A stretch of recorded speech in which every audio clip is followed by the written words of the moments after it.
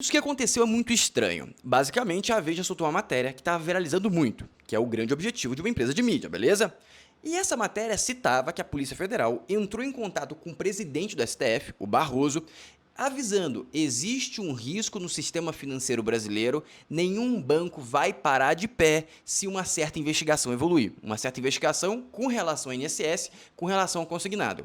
E aí deu algumas horas que essa matéria começou a viralizar e tudo mais, puf, desapareceu, sumiu do site da Veja. Você não acha mais. Você pesquisa no Google, vai achar lá o link, você clica e vai para a home da Veja. Eu consegui recuperar essa matéria depois de muito esforço, eu comecei a pesquisar, achei alguns fóruns comentando sobre desaparecimento e criando teoria sobre isso, e lá tinha um link que foi alguém que salvou, na verdade é um site que salva matérias. E eu trouxe ela na íntegra para você ver. E aí você vai poder tirar a sua própria conclusão, e eu vou dar também a minha humilde opinião de por que essa matéria desapareceu, por que a Veja resolveu apagar.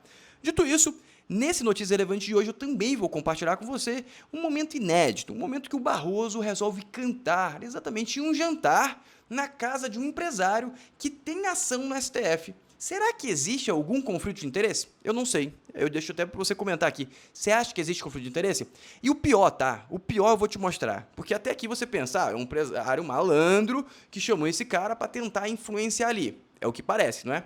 Mas não é bem isso, infelizmente, tá? Infelizmente. Mas antes de começar, gostaria de te convidar a se inscrever no canal, ativar o sininho e curtir o vídeo. Quanto mais gente assistir vídeos como esse e ficar informado, em 2026, menos voto vai ter o Lula e o PT. Então faça a sua parte que eu vou fazer a minha parte de informar. Vamos começar aqui com esse momento elegante, incrível, olha só. Barroso canta em jantar realizado na casa do presidente da empresa do iFood, que tem ação na pauta do STF. Eu vou te mostrar até qual a ação, tá? Mas vamos observar um pouquinho só.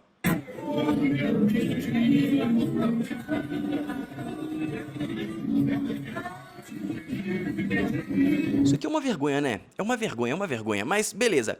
Qual que é a ação que está em pauta no STF dessa empresa? Essa aqui, ó. STF mantém decisão que reconheceu o vínculo de emprego de entregador de comida. Por que eu estou mostrando isso, tá? Porque simplesmente, na minha humilde concepção, e na concepção se você olhar para o mercado americano, para o mercado europeu, para os mercados que deram certo, você vai perceber que esse vínculo não foi reconhecido em lugar nenhum. Ou seja, a pauta que tá no STF, que o Fabrício, que é o dono da casa aí, tá querendo regular, que é não criar vínculo, que é realmente um freela. Você vai lá, pega, se você quiser entregar, você entrega, se você não quiser trabalhar, você não trabalha. Ou seja, ele realmente tá lutando por algo que é pertinente, que é bom para a economia. Por quê? Se você colocar o custo do CLT em cima dos entregadores pro iFood, o negócio do iFood quebra, simples. Ou seja, a causa que ele está lutando é uma causa justa. E mesmo assim ele tem que fazer esse tipo de coisa, tem que fazer um jantar, convidar a gente do STF, ele tem que fazer uma mesa, ele tem que dar incentivos, ele tem que ter uma boa relação, mesmo estando com uma pauta, na minha humilde opinião, justa. E não é só na minha humilde opinião. Se você olhar como que foi regulamentado nos Estados Unidos, se você olhar como que está sendo regulamentado na Europa, tudo está seguindo essa linha de não associar, porque o negócio não fica de pé. E na minha humilde concepção, de verdade, se o iFood existisse, se eu morasse em São Paulo quando eu fosse mais novo, eu com certeza teria entregado o iFood. Por quê? Eu ia ganhar um dinheiro, eu ia fazer uma grana com um CAPEX, ou seja, com um investimento muito baixo, que é ter uma bicicleta.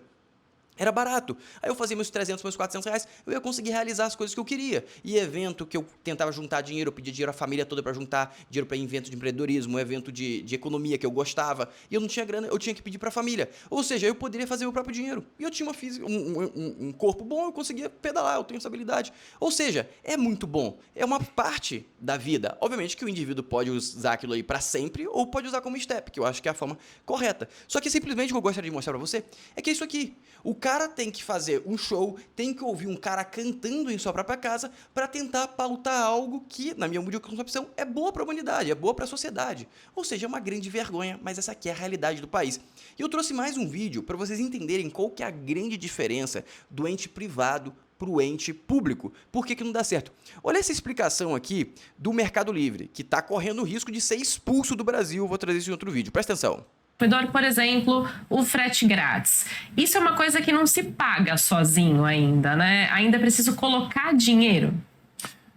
Sim, porque a gente vê, Thalita, que quanto mais a gente consiga remover essa frição de entrega, se você pode ter entrega no mesmo dia, no dia seguinte, o NPS, que é a satisfação do cliente quando recebe a sacola amarela ou a caixinha do Mercado Livre, gera uma conversão de venda no futuro que é extremadamente positivo para a gente. Vou explicar para vocês o que está acontecendo aqui. Tem duas coisas. Uma coisa ele falou, que é basicamente ele está fidelizando o cliente para o futuro. E tem uma segunda coisa que ele não falou. Esse jogo, 1 ou 2 vão vencer. Como assim, falando 1 ou 2? O cara que tiver a maior capilaridade no Brasil, ele vai conseguir criar CDs, que é centros de distribuição, perto e pequenos. E dessa forma ele vai conseguir entregar muito rápido. E quanto mais rápido ele entregar, mais demanda ele vai ter. E mais CDs, centros de distribuição pequenos, ele vai conseguir manter. Porque ele vai ter a capacidade mínima naquela região específica para viabilizar financeiramente. Ou seja, esse investimento que ele está tomando risco, tem investidor colocando dinheiro no Mercado Livre que está diminuindo o lucro, até dando prejuízo para conseguir criar essa vantagem competitiva para se consolidar como uma grande empresa. E quem ganha com isso? É o consumidor, porque o consumidor vai ter uma entrega ainda mais rápida, que vai ter mais possibilidade. E com a escala do Mercado Livre, eles vão poder cobrar uma taxa menor. Dessa forma, eles conseguem ficar mais competitivos e vender mais barato, que é a grande estratégia da Amazon dos Estados Unidos. Por que a Amazon é a maior dos Estados Unidos? É porque eles fizeram isso. E é o que o Mercado Livre está querendo copiar e fazer aqui no Brasil. E se der errado? Se der errado, a gente não perde um centavo. O consumidor só ganhou. E se fosse um ente público? Teria corrupção. Nunca conseguiria fazer isso. Porque, por exemplo, por Correios fazer isso, começar a competir, isso é fácil, muito fácil. Só que a gente tem competência? Não, vai virar uma roubalheira desgraçada. Por isso que a gente tem que privatizar. Porque o risco não vai pra gente e o benefício vai pra gente. Se isso aqui der certo, eles vão pagar rios e rios de impostos. Vai ajudar a sociedade, além de melhorar a qualidade de vida. Eu tenho certeza que se você for comprar um item, você prefere comprar mais barato e com frete grátis, não é? Exatamente. Então é por isso que o país tem que conseguir privatizar o máximo de coisas possível e por isso que os Estados Unidos é Estados Unidos, porque ele permite que o empreendedor tome o risco e gere valor para a sociedade e obviamente se beneficie quando dá certo. Mas quando não dá certo, a sociedade não pagou por isso, não pagou. E a gente no Brasil não. A gente vai criar navio, a gente gastou $1 bilhão, se não me engano, e não tem um navio que preste no Brasil, que a gente fez com aquela indústria naval que o Lula queria, que a gente está investindo mais uma vez. Ou seja, uma mega vergonha. E agora vamos para um quadro que eu criei aqui agora, que eu até coloquei errado, que eu criei agora, que é o melhor comentário, principalmente o mais engraçado. No último vídeo eu falei que se eu fosse o Lula, eu teria ficado com muito medo de levar a Janja perto do Putin, porque a Janja poderia falar qualquer besteira. E o Jean pegou e fez um comentário muito pertinente. Se a Janja falasse assim com o Putin, ela tinha virado fertilizante. E eu concordo completamente, eu achei muito pertinente esse comentário. E se você quiser participar, faça comentários bons aqui que eu trago no próximo vídeo. Dito isso, agora vamos para a parte que interessa. O que está acontecendo sobre essa investigação, essa matéria que desapareceu? Vou explicar detalhadamente para vocês. Vamos começar aqui pelo novo rebrand aí que o Lula está tentando fazer. Instituto Lula culpa ex-presidente Michel Temer pelo início das fraudes do INSS. Porque, basicamente, culpar o Bolsonaro não deu certo. Jogou pro Temer. Só que eu acho que isso aqui não vai escalar, eles não vão dobrar a aposta nessa narrativa, porque o Temer bate de volta e bate forte. Teve uma vez que o Lula começou a falar mal dele, falando que era golpe, e aí ele falou simplesmente o seguinte: se o Lula continuar falando as coisas que ele está citando, eu vou contar algumas coisas que eu sei sobre ele que eu acho que ele não vai ficar feliz. Daquele dia em diante, nunca mais o Lula citou o nome do Temer de forma pejorativa. E ainda depois dessa fala, ainda teve o Lula falando pro Temer, Temer grande amigo, alguma coisa nesse sentido, dando uma assinação positiva, tá? Ou seja, o homem tem carta na mão, ou seja, não é uma boa estratégia. Mas esse governo tá cheio de estratégias ruins, e é isso que a gente tem que agradecer, que dessa forma ele vai cair com toda certeza. Dito isso, vamos agora para a essência. Golpe do consignado no INSS, aposentada descobre dívida de 40 mil e tenta há 2 anos provar que não pediu o empréstimo. Ou seja, isso aqui é a realidade do aposentado brasileiro. E agora eu vou mostrar para você uma matéria que você vai entender completamente por que a matéria da Veja desapareceu. É muita gente envolvida, presta atenção. Deixa eu te contar a história do aposentado Armando Boechat. Ela é uma amostra do que está acontecendo com muita gente. Em 2024, ele notou débitos estranhos na sua conta, mas não eram aqueles descontos ilegais em aposentado. É outra fraude, é outro golpe. E pensões que você certamente ouviu falar nos últimos dias. Seu Armando não foi uma das vítimas do escândalo recente do INSS. No caso dele, os descontos eram feitos em débito automático, depois que o dinheiro da aposentadoria caía na conta bancária. Isso é bizarro, você tem uma conta bancária, vai uma empresa e saca seu dinheiro sem nenhum tipo de autorização, isso é bizarro. E nem do INSS, é depois disso. extratos apareciam os nomes de duas empresas, a Paulista Serviços e a Aspecir. Essas duas estão entre as 200 mais processadas do Brasil. Elas estão sendo alvos de As 200 mais processadas, será por quê? muitas ações judiciais por causa de débitos automáticos não autorizados. E não fecha, não prende ninguém. Por que que ninguém está sendo preso? Por que que esse negócio não fechou? Você é uma das 200 empresas com mais processo no Brasil e não uma Telefônica, não uma Vivo da vida que tem uma base, sei lá, de 100 milhões de clientes. Aí tudo bem, você ser uma das maiores, porque você é a maior, faz sentido você ter a maior quantidade de processo. Essa empresa não. Por que que ninguém foi atrás dela? Provavelmente porque tem alguma costa quente. Paulista Serviços disse que é apenas contratada por outras empresas para fazer a cobrança e o grupo Aspecir garantiu que as autorizações para débito automático são formalizadas por documentos assinados ou gravações telefônicas auditadas. No caso do seu Armando, ele insiste que não deu nenhuma autorização. Depois que ele reclamou, as empresas devolveram todo o valor que tinham descontado. Se era justo, por que eles não mostraram a prova e devolveram o dinheiro? Se devolveu o dinheiro é porque é culpado, pô. Um caso como o do seu Armando virou até investigação no Ministério Público de São Paulo. Outros conseguiram sentenças condenando as empresas a ressarcir os aposentados e a pagarem danos morais. Tem outras Isso aqui é muito simples. Qual que é essa história aqui que vai associar totalmente a matéria que eu vou mostrar pra vocês na íntegra? Presta atenção. É basicamente eu entrar na tua casa, eu começo a pegar coisa sua, tá? E aí você pega e descobre que sumiu coisa. Aí você vem também, você pegou uma coisa, eu peguei. Eu quero de volta. Tá, mas o que você sentiu falta? Eu senti falta de uma garrafa e um copo. Então segura a garrafa e o copo. Sei lá, o seu celular, o negócio que tava lá no fundo do seu armário que eu peguei e você não sentiu falta, eu vou ficar quieto. É a mesma coisa. Ou seja, tá indo na conta do cara, saca o dinheiro, quem percebe ele devolve, quem não percebe ele fica. É uma vergonha, tem que ser preso esses caras, tinha que ser preso. Mas beleza, agora vamos para o próximo step. Qual que é o próximo step e por que essa matéria foi apagada? Olha que interessante isso aqui, ó. Lula diz que se reúne todo ano com a CONTAG, investigada pela Polícia Federal, no esquema da fraude do INSS. Eu vou mostrar agora também na íntegra o que ele exatamente falou. Eu faço reunião com reitores para ouvir a reivindicação de vocês. Todo ano eu faço reivindicação com o Sem Terra, todo ano eu faço reunião com a CONTAG. Todo mundo tem o direito de apresentar reivindicações. Ou seja, a ligação dele só fica mais reforçada, beleza? Agora vamos para a matéria. Quando você busca a matéria da Veja, que eu falei que sumiu, aparece exatamente isso aqui, ó. Aparece a matéria, falou, é só clicar, então vamos clicar para ver por onde vamos. E basicamente vem para a capa, ó. Essa aqui é a capa da Veja, essa aqui não é a matéria, beleza? Por que que não vai para a matéria? Porque simplesmente a matéria foi apagada. Mas eu, com meu todo ar investigativo, consegui achar um site que salva e eu trouxe a matéria na íntegra para vocês. Eu vou mostrar a matéria, em seguida eu vou mostrar a possível razão dessa matéria ter desaparecido, perfeito? Vamos lá. Escândalo do INSS, alerta Barroso sobre risco ao setor bancário, PF, Polícia Federal, que alertou, beleza?